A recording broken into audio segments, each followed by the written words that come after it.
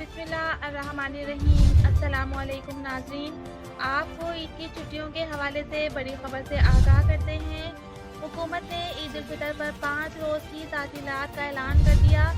ईद उल फितर की छुट्टियों का आगाज़ 21 अप्रैल जुम्मे से 25 अप्रैल मंगल तक होगा।